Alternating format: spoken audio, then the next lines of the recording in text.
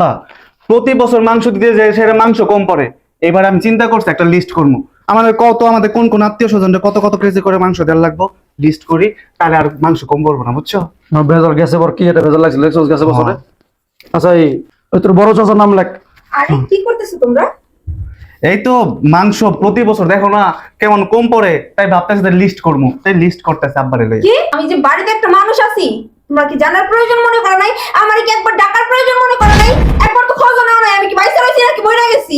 আমার রেখে রেখে একা লিস্ট বানানো শুরু করে দিছো। আরে বাবা তুমি চেত্তাছো কেন বলো তো?